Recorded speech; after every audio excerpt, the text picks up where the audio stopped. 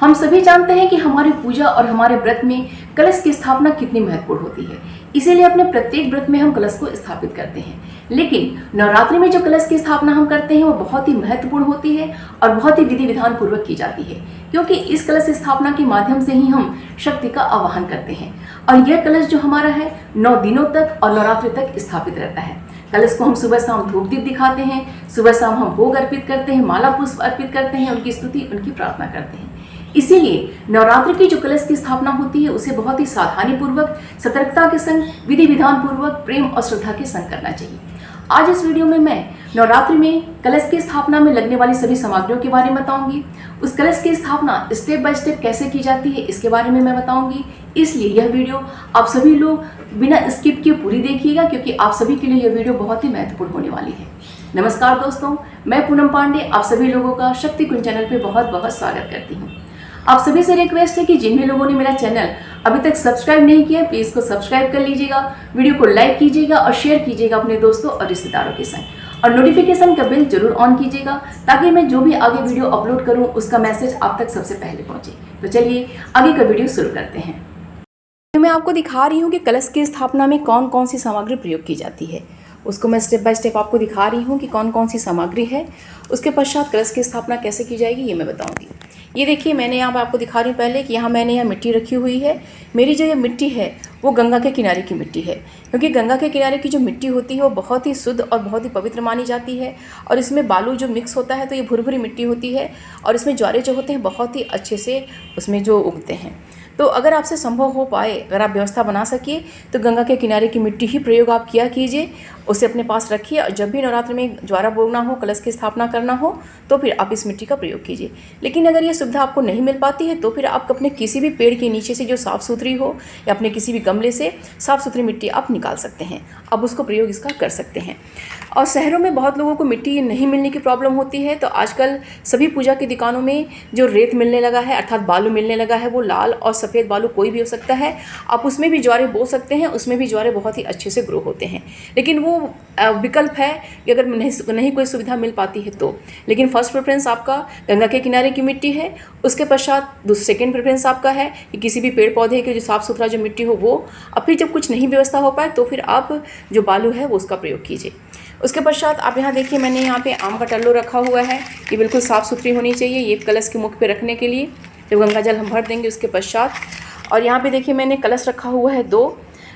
ये मेरा जो है पीतल और जो कांसा मिक्स होता है उसका मेरा ये कलश है, मैं ये रखी हूँ मैंने। यहाँ पे मैंने मिट्टी का कलश रखा हुआ है। तो आप इसमें से जो आपको सुविधा पड़े, जो आपको सही लगे, तो आप वो कलश एक प्रयोग अपना कर सकते हैं। यहाँ पे देखिए मैंने नारियल रखा हुआ है कलश के मुख पे रखने के लिए। बहुत लोग परेशान होते हैं, नारियल का पहचान नहीं पाते हैं कि इसका मुख कौन सा है, इसका पीछे का पोर्शन कौन सा है। तो ध्यान से देखिए, ये जो पॉइंटेड बना हुआ है, जो कोना बना हुआ है, ये नारियल का नीचे का पोर्शन होता है। और यहाँ पे देखिएगा आप ध्यान से, तो यहाँ पे देखिए इसका मुंह बना हुआ है, यहाँ पे देखिए मुंह बना हुआ है, तो ये इसका मुख होता है। यहीं पे इसकी डंडी बनी होती है जो पेड़ से लगा होता है, तो ये इसका मुख है। और जो पॉइंटेड बना हुआ है इस तरीके से, ये नारियल का नीचे का पोर्शन, पीछे का पोर्शन होता है। और यहाँ पे मैंने देखिए जौ रखा हुआ है ज्वारे बोने के लिए। यहाँ पे मिट्टी में इसी को बोएंगे तभी ये ज्वारा जो है वो होगा। और यहाँ पे मैंने देखिए सप्तधान रखा हुआ है। सप्तधान मतलब 7 प्रकार का अनाज इसमें होता है। आप इसको ध्यान से देखेंगे तो आप इसको बहुत अच्छे से पहचान भी सकते हैं।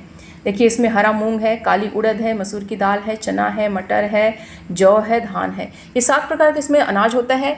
ये जौ में मिक्स करके इसको मिला के इसे ज्वारा जो बोया जाता है, इसे अवश्य करना चाहिए, ये बहुत ही महत्वपूर्ण होता है। और यहाँ पे मैंने पुण्य पात्र रखा हुआ है, इसे मैंने अक्षत भरा हुआ है जो कि कलश के मुख पे रखा जाएगा। और जो अक्षत आप रखेंगे इसमें बिल्कुल साबुत होनी चाहिए, टूटी हुई बिल्कुल नहीं होनी चाहिए, क्योंकि किसी भी पूजा में जब भी हम अक्षत प्रयोग करते हैं तो वो टूटा हुआ प्रयोग नहीं किया जाता है, हमेशा साबुत अक्षत प्रयोग किया जाता है। यहाँ पे मैंने शुद्ध जल रखा हुआ है कलश के अंदर डालने के लिए। यहाँ मैंने गंगा जल रखा हुआ है कलश में डालने के लिए। अब मैं आपको थाली में दिखाती हूँ कि मैंने क्या क्या रखा हुआ है। ये देखिए चुनरी है जो कि कलश के उसके ऊपर नारियल के ऊपर लपेटी जाएगी। और ये मौली है जो कि कलश के मुख पे बांधा जाएगा। और जो चुनरी हम नारियल के ऊपर लपेटेंगे उससे भी इस मौली से इसे बांधेंगे। यहाँ पे कलश देवता को पहनाने के लिए यहाँ पे जनेऊ है। यहाँ पे कलश के अंदर डालने के लिए इत्र है। यहाँ पे कलश के अंदर डालने के लिए देखिए सुपारी है, ये सुपारी है और ये हल्दी है, हल्दी और सुपारी है यहाँ पे। और यहाँ पे कलश के अंदर डालने के लिए मैंने यहाँ पे देखिए कुसा रखा हुआ है। एक पूरी पत्ती कुसा का लीजिएगा, तोड़ के मत डालिएगा। फिर इसको रोल करके छोटा छोटा मतलब इसको रोल बना के उंगली पे इसको अंदर डाल देंगे। यहाँ पे मैंने दुर्वा रखा हुआ है डालने के लिए, और यहाँ पे मैंने रोली रखी हुई है डालने के लिए। यहाँ फूल है, माला है पहनाने के लिए। यहाँ पे सर्व औषधि है कलश के अंदर डालने के लिए, और यहाँ पे सप्तमित्रिका है, आप ध्यान से इसको देख सकते हैं। 7 जगहों की मिट्टी है, इसे कलश में अवश्य डालना चाहिए। मैं आपको खोल के दिखाऊंगी कहाँ कहाँ की मिट्टी इसमें होती है, और ये बहुत सस्ती भी मिल जाती है। इस पर 70 रुपीज़ लिखा हुआ है, लेकिन एक्चुअल में ये 70 रुपीज़ होता नहीं है। सब मुझे पैसा तो याद नहीं है, लेकिन ये बहुत अच्छे से सस्ते मिल जाती है। और ये है देखिए पंचरत्न, इसमें 5 तरीके के रत्न होते हैं। ये भी कलश में, नवरात्रि कलश में डाली जाती है। और यहाँ पे आप ध्यान से देखिए कि मैंने यहाँ पे सिक्का रखा हुआ है कलश में डालने के लिए। मेरा ये जो सिक्का है वो 2 का है, तो कलश के अंदर डालने के लिए सिक्का है। सिक्का की जगह आप नॉर्मल जो चांदी का सिक्का होता है ये भी आप डाल सकते हैं। मैंने 2 सिक्का किए लिया हुआ है, अभी मैं इसके बारे में आपको बताऊँगी। कि ये देखिए मेरा जो एक सिक्का है, इस पर लक्ष्मी, गणेश और सरस्वती का एक जगह चित्र बना हुआ है, और एक साइड में ओम और श्री लिखा हुआ है, ठीक है। और एक चांदी के सिक्के में आप देखेंगे, जिसे हम लोग विक्टोरिया का सिक्का भी बोलते हैं, सॉरी, यहाँ पे देखिए व्यक्ति विशेष किसी आत्मा का यहाँ पे वो बना हुआ है, चित्र बना हुआ है, और इस साइड यहाँ पे लिखा हुआ है। तो कलश की जो हम स्थापना करते हैं वो अपने हम देवी देवताओं की पूजा के लिए करते हैं। तो इसमें हम किसी आत्मा विशेष का पूजा तो नहीं करेंगे, तो किसी व्यक्ति विशेष को हम कलश के अंदर कैसे स्थापित कर सकते हैं। बहुत लोग ये गलती करते हैं, ध्यान नहीं देते हैं कि ऐसे विक्टोरिया की चांदी के सिक्के भी एक कलश में डाल देते हैं और 9 दिनों तक उनकी पूजा अर्चना करते हैं। कभी भी किसी आत्मा या किसी जो व्यक्ति विशेष की जो फोटो या जो पिक्चर बनी हुई है सिक्के पे, कभी भी कलश के अंदर डाल के उसकी 9 दिनों तक पूजा नहीं करनी चाहिए, किसी में नहीं डालना चाहिए। हमेशा या तो नॉर्मल आप 1 या 2 रुपये के सिक्के आप डालिए, या फिर आप जो चांदी का सिक्का होता है जिसमें हमारे देवी देवताओं के चित्र बना होता है उसको डालिए, ओम श्री लिखा होता है उसको डालिए, यही सबसे सही होता है। कभी भी विक्टोरिया वाला सिक्का मत डालिएगा कलश की स्थापना में। और यहाँ पे ये देखिए ब्रास रखा हुआ है, किसी भी पान वाले की दुकान पे बहुत ही आसानी से आपको मिल जाएगा। और ये ब्रास जब भी आप दुर्गा माँ की कलश की स्थापना करिए, लक्ष्मी माता की कलश की स्थापना कीजिए, तो ब्रास जो शुद्ध कपूर होता है इसे कलश में अवश्य डालना चाहिए। अभी मैं जब बताऊंगी तो आपको मैं खोल के दिखाऊंगी कि ये एक्चुअल में होता कैसा है। तो ये तो हो गया कि हमारे पास कौन कौन सी सामग्री हमारा कलश में लगेगा। अब आगे हम देखते हैं कि कलश की स्थापना हमें किस तरीके की करनी है, स्टेप बाय स्टेप समझते हैं इसको हम। आइए अब देखते हैं कि कलश की स्थापना हमें किस प्रकार करनी है। तो कलश की स्थापना करने से पूर्व अर्थात नवरात्रि के ठीक 1 दिन पहले हमें रात्रि के समय हमें अपने जो कलश, अगर हम मिट्टी का कलश प्रयोग कर रहे हैं तो इसे हमें रात भर पानी में भिगा के रखना है, और अगले दिन ही इसे फिर हमें कलश की स्थापना इसमें करनी है। ऐसा क्यों? क्योंकि अगर हम रात भर भिगा के रखेंगे तो पूरा पानी सूख जाएगा, पूरा पानी सूख के एकदम पक्का हो जाएगा, और जब हम कलश की स्थापना करेंगे इसके अंदर जल हम भरेंगे तो हमारा जल जो है इसमें भरा हुआ रहेगा। और अगर इसको हम भिगा के नहीं रखेंगे, केवल इसको हम धो के ऐसे पानी से रख देंगे, तो जो इसके अंदर हम जल भरेंगे वो 9 दिन के अंदर पूरा जल वो सूख जाएगा, तो ये फिर सही नहीं होगा। फिर उसको हमारे मन में बहुत तरीके की शंकाएं उत्पन्न होने लगती हैं। इसलिए हमेशा जब नवरात्रि में हम मिट्टी के कलश की स्थापना करते हैं तो उसे 1 रात्रि पहले भिगा के रखना चाहिए। इसके पश्चात कलश को करने के पश्चात उसके पश्चात हमें अपना जो जौ है और हमारा जो सप्त अनाज है इसे भी हमें अपना साफ़ सुथरा करके इसे पानी से धो के पानी में भिगा के इसको हम रात भर रखना है, ताकि अगले दिन जब हम ज्वारे बोएं अपने मिट्टी में तो हमारा जो ज्वारा है बहुत ही अच्छे से उगे। ठीक है, तो इसके लिए हमें इसे साफ़ सुथरा करके पानी में भिगा के रखना चाहिए। ये दोनों काम हमें नवरात्रि से जो कलश स्थापना करने के ठीक 1 दिन पहले हमें अपना कंप्लीट कर लेना है। उसके पश्चात हम जो ज्वारा अपना जो भिगाए हैं, हम क्या करना है कि अगर हमें या तो हम ऐसे जैसे मैंने पात्र लिया है इस तरीके का पात्र भी आप ले सकते हैं कलश स्थापना के लिए, या फिर मिट्टी के आजकल मार्केट में बहुत अच्छे आ रहे हैं, आप उसमें भी कलश की स्थापना कर सकते हैं। या फिर अगर आप ज़मीन पे स्थापित करना चाहते हैं तो ज़मीन पे भी आप कलश की स्थापना कर सकते हैं, वो भी बहुत ही अच्छा माना जाता है।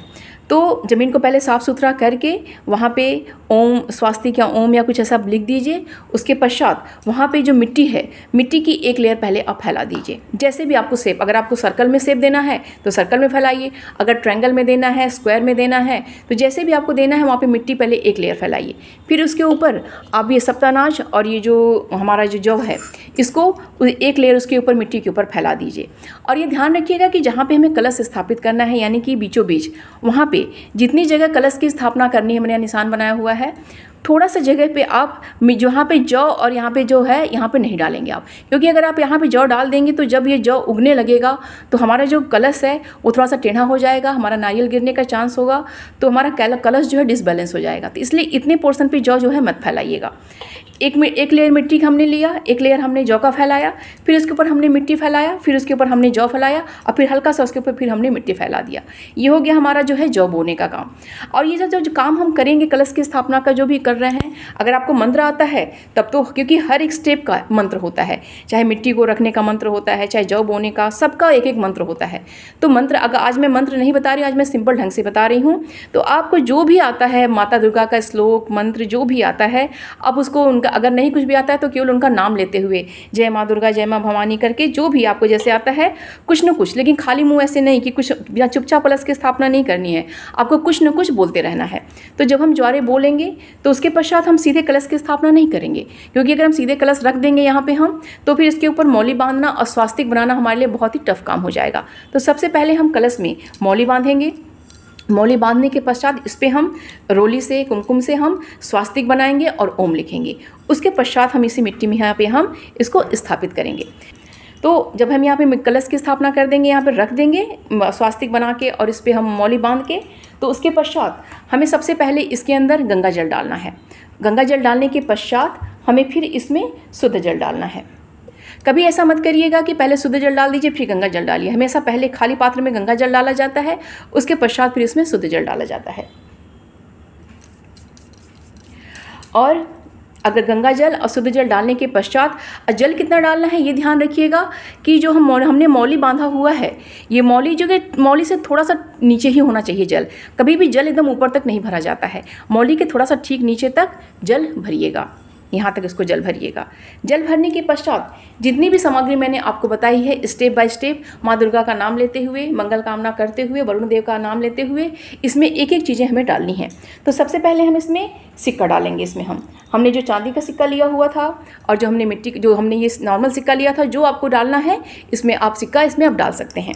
सिक्का डालने के पश्चात फिर आप उसमें अपना हल्दी डालेंगे और इसमें आप उसमें डालेंगे सुपारी, अपना साबुत हल्दी डालेंगे। ध्यान रखिएगा कि जो हल्दी हम डालते हैं साबुत, इसमें कीड़े लगे हुए ना हो, क्योंकि इसमें कीड़ा लगा हुआ भी होता है। कोई भी पूजा की चीज़ हम जब प्रयोग करते हैं तो वो बिल्कुल कीड़ा उसमें नहीं होना चाहिए। मार्केट से जब हम लाते हैं, चाहे वो पैकेट वाला हो चाहे खुला हुआ हो, उसे साफ़ अवश्य करना चाहिए। तो ये जो हल्दी हम डालेंगे, फिर इसमें हम सुपारी डालेंगे। हम हल्दी सुपारी डालने के पश्चात फिर इसमें हम दुर्वा डालेंगे, इसमें हम दुर्वा डालेंगे। फिर इसमें हम ये डालेंगे कुशा। कुशा को ऐसे एकदम पतला पतला ऐसे रोल कर लीजिएगा।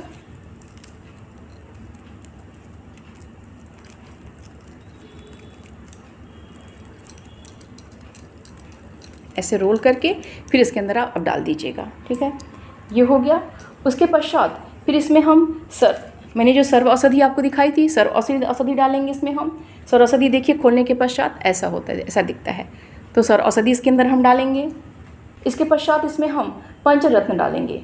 पंचरत्न मैं आपको दिखा रही हूँ, पर पंचरत्न जो मैंने आपको दिखाया था वो पैकेट बंद तो ऐसा था, लेकिन जब इसको हम खोलेंगे तो ये ऐसा आता है।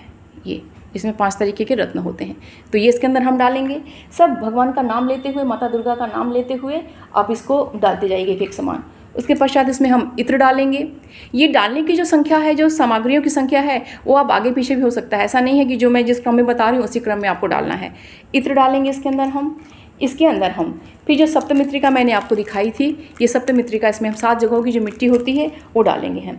वो मैं आपको दिखा रही हूँ कि 7 तरीके की जो मिट्टी होती है 7 जगहों की, वो कौन कौन सी है, कहाँ कहाँ की होती है। ये देखिए मैंने पैकेट खोला है तो देखिए पहली जो है ये 27 चौराहों की मिट्टी है, अगर आपको देख सकता है 27 चौराहों की मिट्टी है, इसे हम डालेंगे। उसके पश्चात ये गौशाला की मिट्टी है, वहाँ की मिट्टी इसमें हम डालेंगे। इसके पश्चात ये हाथी के पैर की मिट्टी है, इसको हम डालेंगे। और ये आपकी है सांप के बिल की, सांप की जो बावली होती है वहाँ की जो मिट्टी होती है वहाँ की इसकी है। और ये जो है घुड़सवार की, यानी कि जहाँ घोड़े रहते हैं वहाँ की जो मिट्टी है। और ये जो मिट्टी है ये देव मंदिर की मिट्टी है, मंदिर की मिट्टी है ये। और ये जो है ये चींटी के ढेर, अर्थात जहाँ चींटियाँ होती हैं, जो चींटियाँ मट्टी जो इकट्ठा करती हैं वहाँ की मिट्टी है। तो ये 7 जगहों की मिट्टी होती है, इसे अपने कलश में अवश्य डालना चाहिए। ये सप्त अनाज ये भी बहुत महत्वपूर्ण होता है। और ये हमारी जो सप्तमित्रिका होती है, सब बहुत जितनी भी चीज़ें होती हैं मैं आपको बता रही हूँ, सब बहुत ही महत्वपूर्ण होती हैं। इसे अवश्य डाला कीजिए। और क्योंकि ये बहुत महंगी भी नहीं होती, आसानी से हम इसको ले भी सकते हैं, क्योंकि हम माता दुर्गा के कलश की स्थापना कर रहे हैं, तो इसे हमें बहुत ही भव्य करना चाहिए। तो सारी सामग्रियाँ जिसमें हम डाल लेते हैं, इसमें हमें हल्का सा कुमकुम भी डालना है, ठीक है।